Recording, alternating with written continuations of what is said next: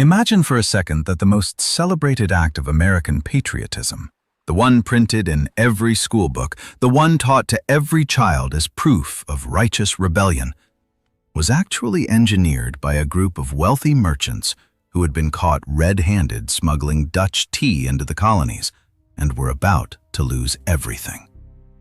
Not freedom fighters, not idealists, businessmen. Men with ledgers, men with debt, men who stood to gain an enormous fortune if British competition simply disappeared. That is not a conspiracy theory.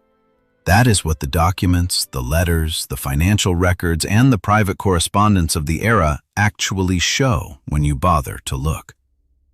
And almost nobody bothers to look. Welcome to the real story of the Boston Tea Party. Not the version your teacher told you, not the version the Founding Fathers carefully curated for posterity. The version that involves smugglers, propagandists, mob violence, manufactured outrage, and one of the most brilliant pieces of political manipulation in the history of Western civilization. By the time this story is over, you will never look at a cup of tea the same way again. You will never look at Samuel Adams the same way again. And you will definitely never look at the word patriotism the same way again. Because here is what actually happened. In the year 1773, the British government passed the Tea Act. And here is the thing that absolutely nobody tells you about the Tea Act. It actually made tea cheaper for American colonists. Not more expensive, cheaper. The British East India Company was drowning in debt, sitting on £18 million of unsold tea, and the Crown decided to bail it out by allowing it to sell directly to the colonies, cutting out the middlemen entirely. The colonists were supposed to rejoice. They were getting a better deal. So why did men dressed as Mohawk warriors destroy 342 chests of perfectly good tea on a cold December night? That is the question. And the answer is far more interesting than anything you were ever taught in school. Let us go back, all the way back to the men who ran Boston. Because Boston in 1773 was not just a city of patriots and philosophers, it was a city of commerce, rivalry, ambition, and money. And at the very center of that world stood a network of merchants who had built their fortunes on a very specific and very illegal foundation. They were smugglers. Successful, well-connected, socially respectable smugglers. Men like John Hancock, who by some estimates was the single wealthiest man in all of New England, and whose fortune rested almost entirely on imported Dutch tea that bypassed British customs entirely. These men were not fringe criminals. They were the establishment. They sat in the finest houses, attended the finest churches, and commanded enormous social influence. And they had a problem. That problem had a name: the East India Company. When the Tea Act passed and the company was allowed to undercut all competition by selling directly, it did not just threaten abstract notions of colonial rights, it threatened to destroy the most profitable smuggling operation in the American colonies. Dutch tea, sold by men like Hancock, typically cost around 2 shillings per pound. Legal East India Company tea, even with the hated Townsend duty still attached, would now cost about 10 pence per pound. Do the math. Legal British tea was suddenly 50% cheaper than the contraband product that Hancock and his associates had been moving for years. If the colonists could buy cheap, legal, high-quality tea from British merchants, the smuggling network collapsed overnight, and with it, the fortunes of some of the most powerful men in Massachusetts. So what do you do when legal commerce threatens to destroy your illegal empire? If you are clever, you do not fight commerce on commercial terms. You reframe the entire debate. You take a business problem and you transform it into a moral crisis. You take a tariff dispute and you turn it into a battle for the soul of liberty itself. And to do that, you need a genius. You need a man who understands propaganda the way a musician understands an instrument. You need Samuel Adams. And Samuel Adams was exactly that kind of genius, though, in every other sense of the word, he was an almost comically unlikely hero. Samuel Adams was, by any objective measure, a spectacular failure at the practical business of life. He was born in 1722 into a moderately comfortable Boston family. His father ran a brewery and a land bank, and young Samuel was educated at Harvard, which, in colonial New England, was about as prestigious as it got. He graduated in 1740, took his degree, and then proceeded to fail at virtually everything he attempted. He borrowed money from his father and lost it. He tried to run the family brewery and ran it into the ground. He worked as a tax collector for the city of Boston and ended up with a staggering shortfall in the accounts, somewhere between 7,000 and 8,000 pounds. Whether through incompetence or deliberate neglect, nobody has ever quite determined. He was perpetually broke. His clothes were threadbare. His house was falling apart. By the time he was in his 40s, Samuel Adams was a man of no particular consequence by the standards of colonial Boston society. But inside that shabby, debt-ridden exterior lived one of the most formidable political minds of the 18th century. Adams understood something that almost none of his contemporaries grasped with the same clarity: that political power in a society with a free press and a literate population did not come from wealth or title or military force alone. It came from narrative, from the story people told themselves about who they were and who their enemies were. Adams had been writing inflammatory political essays since the 1750s. He had been organizing, networking, and building coalitions for decades before anyone outside Massachusetts had heard of him. He was the architect of what historians would later call the infrastructure of revolution: the committees of correspondence, the Sons of Liberty, the networks of communication that connected radicals from New Hampshire to Georgia. And he was about to put all of it to work on the tea problem. The Sons of Liberty were Adams's primary instrument, and it is worth spending a moment understanding exactly what the Sons of Liberty were, because the school book version, brave patriots spontaneously rising up against tyranny, misses the reality almost completely.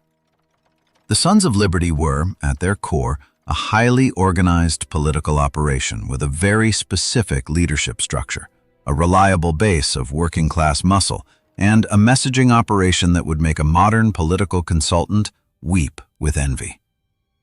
Adams and his inner circle, men like Paul Revere, Joseph Warren, and the merchants connected to the smuggling network, sat at the top.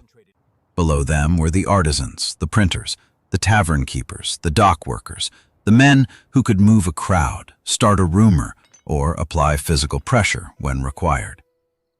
The Sons of Liberty did not just protest. They intimidated. They harassed loyalists. They tarred and feathered tax collectors. They made it socially and sometimes physically dangerous to comply with British commercial policy. And Adams ran this machine with meticulous care. He wrote under dozens of pseudonyms in the Boston Gazette and other colonial newspapers, crafting arguments that were sometimes philosophical, sometimes visceral, always designed to provoke the maximum emotional response in his readers. He understood the power of symbolism long before the word public relations existed. When British soldiers killed 5 colonists in a street brawl in 1770, Adams was the man who christened the event the Boston Massacre, a phrase so loaded with implication that it still shapes how we think about those 5 deaths more than 250 years later. The actual event was messy, chaotic, and morally ambiguous. The propagandistic version Adams constructed was clean, heroic, and politically devastating. That was his gift. He could take reality and reshape it into myth. Now, into this carefully prepared landscape, the British government dropped the Tea Act of 1773. And from Adams's perspective, this was both a crisis and an opportunity. A crisis because cheap legal tea genuinely threatened to undermine the economic foundation of his most important allies. An opportunity because the Tea Act gave him exactly the kind of symbolic, concrete issue that propaganda requires. Abstract arguments about parliamentary sovereignty were hard to dramatize. A chest of tea was tangible. You could see it, smell it, taste it. Adams immediately began framing the Tea Act not as a commercial arrangement, but as a trap. The British, he wrote and said, and had others write and say, were trying to seduce the colonists into accepting the principle of taxation without representation by offering them cheap tea. Accept the cheap tea, accept the tax, accept the tyranny. The price of your freedom is 342 chests of East India Company product. It was a masterpiece of political logic, and it was also, if you examine it carefully, almost entirely disconnected from economic reality. The colonists were not being taxed more heavily than before. They were being taxed less. The East India Company tea, even with the duty, was cheaper than what they had been buying. But Adams was not making an economic argument. He was making a theological one. He was telling his audience that the price of the tea was irrelevant. What mattered was the principle. And once you accept that frame, once you agree that the principle matters more than the price, you have already conceded the entire argument to Adams. You have agreed to fight on his terms, with his weapons, in the arena he has constructed. Throughout the autumn of 1773, as the tea ships Eleanor, Dartmouth, and Beaver made their way across the Atlantic toward Boston Harbor, Adams orchestrated a campaign of pressure, persuasion, and intimidation that was breathtaking in its organization. He convened mass meetings at the Old South Meeting House, sometimes drawing thousands of colonists into a space that could not physically contain them all, with the overflow standing in the streets outside. He coordinated with radicals in New York, Philadelphia, and Charleston to ensure that tea shipments were turned back in those cities as well, broadening the confrontation from a local dispute into a continental crisis. He wrote circular letters. He organized committees. He worked, in the language of his own era, without ceasing. And the merchants who stood to profit from the destruction of legal British competition quietly funded much of this activity, though they were careful to keep their names away from anything that might later look too obviously self-interested. The men who actually carried out the destruction on the night of December 16, 1773, have fascinated historians for generations. They came from a cross-section of Boston society: artisans, apprentices, dock workers, a few merchants' sons, a handful of men who belonged to the extended network of the Sons of Liberty. They disguised themselves with burnt cork on their faces, blankets, feathers, and whatever else suggested an approximation of Native American dress. The disguise was perfunctory at best. Most of them were recognized immediately by their neighbors. But the disguise served a symbolic purpose beyond anonymity. It was a statement that they were acting as Americans, not as British subjects. Men of this continent. Men of this soil, not subjects of Parliament. They boarded the 3 ships at Griffin's Wharf with extraordinary efficiency and almost eerie calm. No violence, no fighting, no damage to anything except the tea itself. They worked with systematic precision, hauling the heavy chests up from the holds, splitting them open with axes, and dumping the contents into the harbor. The British naval officer on duty watched and did nothing. The crowd on the wharf watched and did nothing. When the work was done, the men swept the decks clean, replaced a broken padlock, and melted back into the city. The whole operation took approximately 3 hours. 342 chests, 92,000 pounds of tea, worth, in today's money, somewhere around $1,700,000. Destroyed in an evening with the quiet efficiency of men who knew exactly what they were doing and why. Adams declared it the most magnificent movement of all. And it was magnificent, in the way that great pieces of political theater are always magnificent. Because what happened at Griffin's Wharf was not primarily a political act or even an economic act. It was a performance, a carefully choreographed spectacle designed to be repeated, described, and mythologized. Adams understood that the physical act of destruction was almost less important than the story that would be told about it afterward, and he set about controlling that story immediately, writing accounts for the newspapers, framing the narrative, ensuring that the version of events that spread through the colonies and eventually reached London was the version he had designed. Not a riot, not vandalism, not a commercial conspiracy. An act of principled resistance. The first battle in the war for American liberty. What makes the propaganda work of Samuel Adams so remarkable is not just its immediate effectiveness, but its extraordinary durability. The story Adams told about the Boston Tea Party has essentially survived intact for 250 years. We still call it a patriotic act. We still frame it as a spontaneous uprising of liberty-loving colonists against tyrannical taxation. We still teach children that the central issue was the principle of no taxation without representation, rather than the considerably less noble fact that John Hancock's tea smuggling profits were under threat. The Boston Tea Party has become one of the foundational myths of American identity, which means that questioning it feels, to many Americans, not like doing history, but like committing a kind of sacrilege. That is the measure of Adams's genius. He did not just win a political battle. He shaped the way an entire civilization thinks about itself. But let us be honest about what we are actually describing here. The Tea Act that provoked the Boston Tea Party was not, by any reasonable standard, an act of tyranny.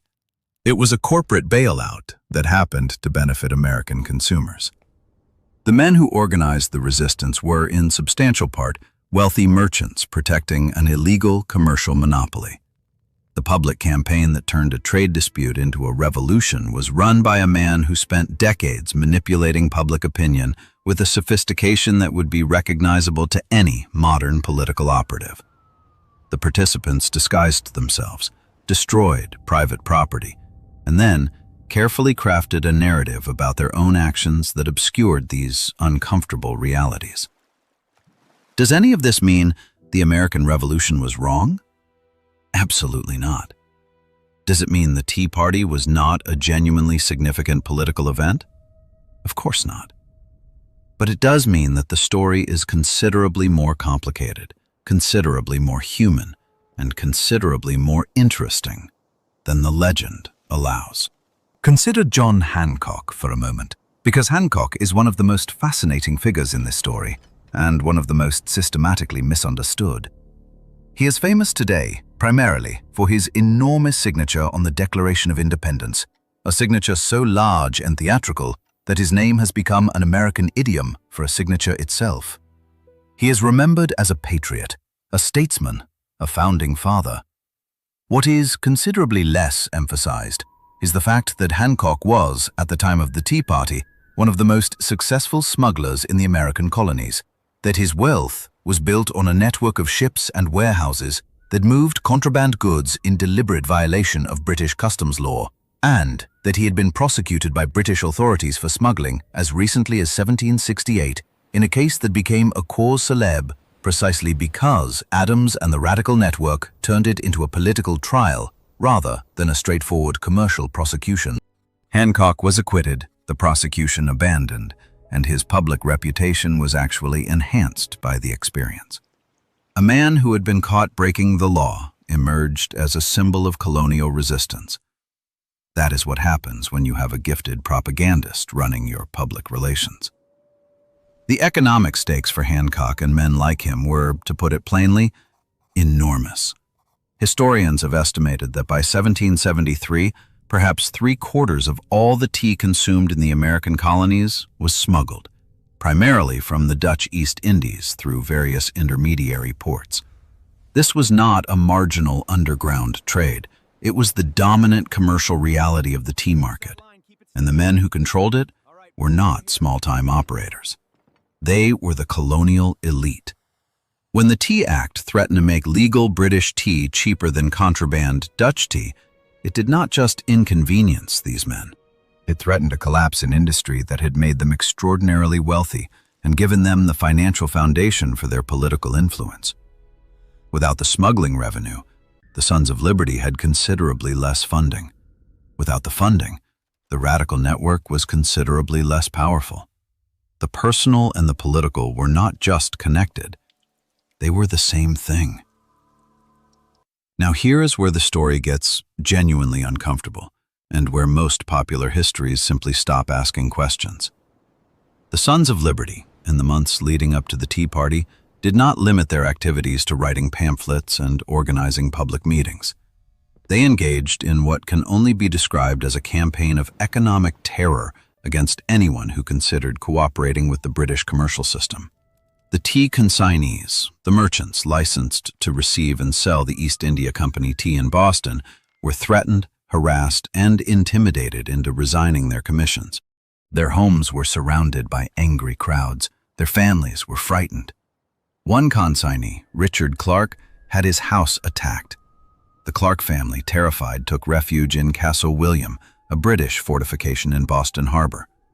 When Governor Thomas Hutchinson refused to allow the tea ships to leave the harbor without unloading, which he was legally required to do, he was not just following British law, he was trying to prevent a situation from spiraling into violence.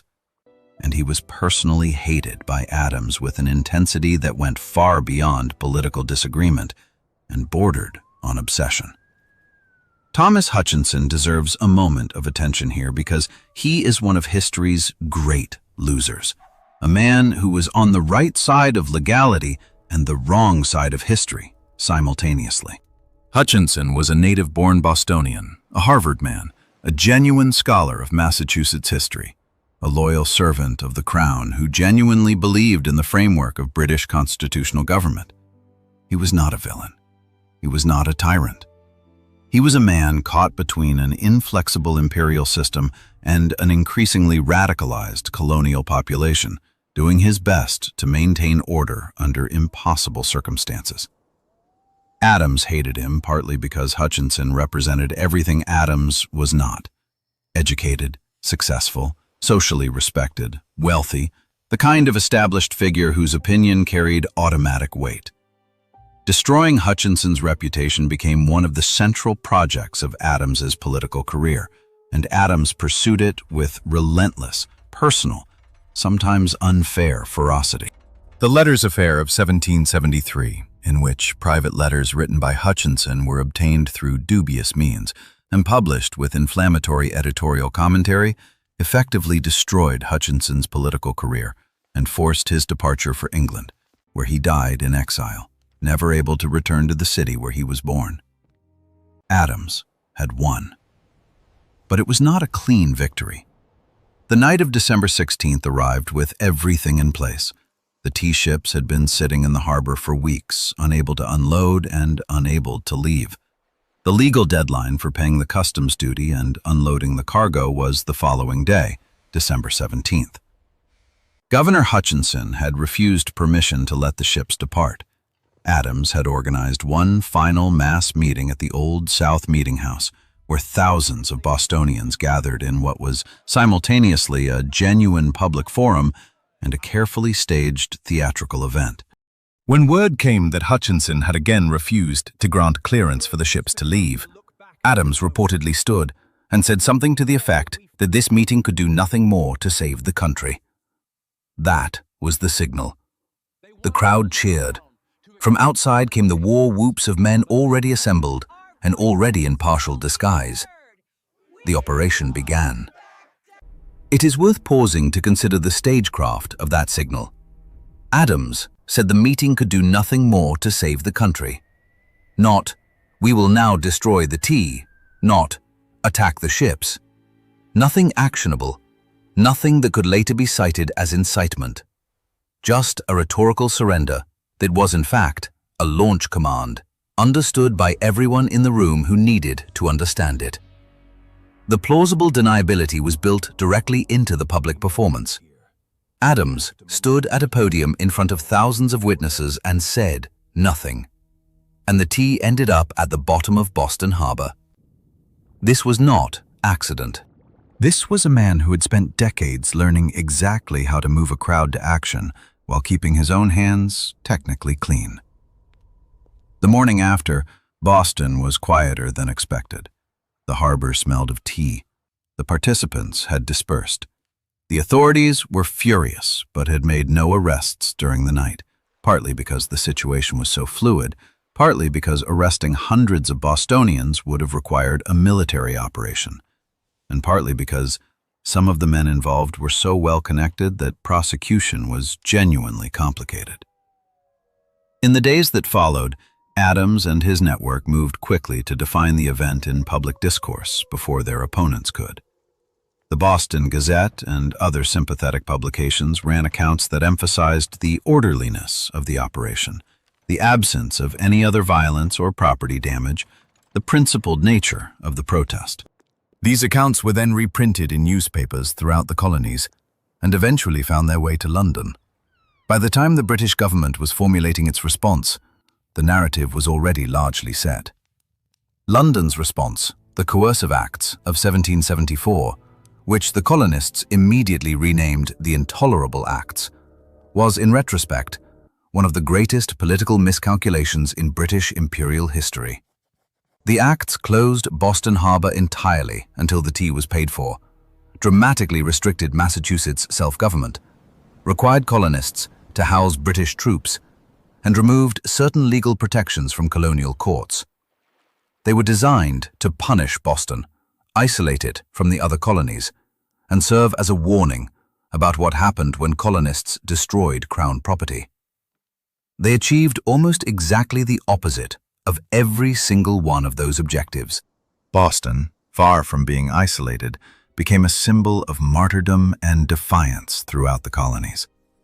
The other colonial assemblies, instead of distancing themselves from Massachusetts, sent food, money, and expressions of solidarity. The Coercive Acts united the colonies against Britain more effectively than anything Adams could have engineered by himself. The British government, in its righteous fury, handed Samuel Adams the crisis he needed to make revolution inevitable. Here is the moment that changes everything. Here is the thing that most people never stop to consider and that transforms the entire story when you finally do. Samuel Adams engineered an event he knew would provoke a British overreaction. He did not simply react to British policy. He deliberately created a situation that he calculated would force Britain to respond harshly, and he correctly predicted that a harsh British response would radicalize moderate colonial opinion and make the path to reconciliation increasingly difficult to travel. The Boston Tea Party was not a desperate act of resistance. It was a strategic provocation. Adams wanted the Coercive Acts. He needed Britain to overreact. He needed to take the large, moderate center of colonial opinion, the men and women who grumbled about British taxes but were not ready to pick up muskets, and give them a reason to reconsider. The systematic dismantling of Massachusetts' self-governance gave him exactly that. Think about what this means. Think about it carefully. The men who suffered most immediately from the Coercive Acts were ordinary Bostonians, workers, merchants, dock workers, whose livelihoods depended on an open harbor. The harbor closure devastated the Boston economy. People genuinely struggled. Families went hungry. The suffering was real and widespread. And Samuel Adams, who had helped engineer the event that provoked this response, channeled that suffering directly into the revolutionary cause, using it as evidence of British tyranny, using it to recruit, to radicalize, to build the coalition that would fight the war. The people who paid the economic price for the Tea Party were largely not the wealthy merchants who had the most to gain from destroying British commercial competition. They were the ordinary people of Boston. And Adams asked them to understand their suffering as patriotism. Was Adams a hero or a manipulator? Was he a visionary who saw farther than his contemporaries and was willing to do what was necessary to make freedom possible? Or was he a cynical operator who used the genuine grievances and real suffering of ordinary people to advance an agenda that served, at least in part, the financial interests of wealthy smugglers. The uncomfortable answer is that he was probably both of these things simultaneously, and that the revolution he helped create was built on exactly this kind of ambiguity. Great political transformations are rarely clean. They are rarely driven exclusively by noble motives or ignoble ones. They are driven by complicated human beings pursuing a tangled mixture of principle and self-interest, vision and calculation, genuine idealism and ruthless pragmatism. The tea that sat at the bottom of Boston Harbor did not stay there. The water carried it away, dissolved it, dispersed it into the cold Atlantic currents. But what Adams had done with that tea, what he had made it mean, what story he had attached to it, that did not dissolve. It hardened. It calcified into myth. The men who had dumped it were aging into old age before the story of the Tea Party settled into the form we still recognize today. Paul Revere, who was almost certainly involved in the operation, almost never spoke about it publicly. Most of the participants maintained discretion for decades. The mythology was being constructed, or the participants were still alive, still embarrassed by certain details, still unwilling to be too specific about who had given what orders, who had known what in advance, what agreements had been made in back rooms and tavern conversations before the men in feathers walked down to Griffin's Wharf. The mythology outlasted the men. It outlasted the embarrassment. It outlasted the commercial motivations and the personal vendettas and the careful strategic calculations. What remained was something simpler and more powerful than the truth. A story about free people refusing to submit to tyranny, about ordinary Americans standing up against the mightiest empire in the world, about the moment when the colonies decided to stop asking permission and start taking action. That story is beautiful. It is inspiring. It is genuinely meaningful, and it was constructed with great deliberateness and extraordinary skill by a bankrupt ex-tax collector from Boston who understood that the most powerful force in politics is not an army or a treasury, but a narrative, a story that people want to believe, a story that tells them who they are. So what does this mean for us? Sitting here more than 2 centuries after the tea hit the water, does knowing about Hancock's smuggling operation diminish the American Revolution? Does knowing about Adams's strategic calculations make the Declaration of Independence less true, or less beautiful, or less important? I would argue no. In fact, I would argue that the real story is more interesting and more instructive than the legend, precisely because it is human. It is complicated. It involves people who are simultaneously principled and self-interested, brave and calculating, idealistic and cynical. Real historical change does not happen because saints decide to act. It happens because complicated human beings with mixed motives find themselves at a moment when their personal interests and their genuine beliefs and their political calculations all point in the same direction. And sometimes, out of that messy, imperfect, entirely human collision, something great is born. The Boston Tea Party was a commercial conspiracy. It was also a genuine act of political resistance. It was manufactured outrage. It was also real outrage. It was driven by men protecting their profits. It was also driven by men who genuinely believed in the principles they were articulating. All of these things are true simultaneously. The question is not which of these truths you choose to believe. The question is whether you are willing to hold all of them in your mind at once, to understand that history is not a story about heroes and villains, but a story about human beings in all their magnificent, infuriating complexity. That is what the tea in the harbor actually teaches us. Not that free people always triumph, not that noble motives always drive great events, but that the world is changed by people who are complicated enough to be both things at once. So here is the question this story leaves us with. and it is not a comfortable one. We celebrate the Boston Tea Party as the birthplace of American civic identity, as proof that ordinary people can challenge power and win. And there is truth in that celebration. But if the men who organized it were at least partly motivated by protecting an illegal commercial monopoly, if the public outrage was at least partly manufactured by a brilliant propagandist, if the suffering that followed was borne disproportionately by the people, with the least to gain commercially, what does that tell us about the relationship between popular movements and the interests that fund and organize them? What does it tell us about the narratives we build around our own political actions? And how different, really, is Boston in 1773 from any political moment you care to name in the 2.5 centuries since? Write your answer in the comments. The conversation that started in a Boston harbor has never really stopped. And if you want to keep going deeper into the stories that built the world we live in, subscribe to Cradle of Democracy right now. And go watch the video about the man who wrote the pamphlet that made independence feel inevitable.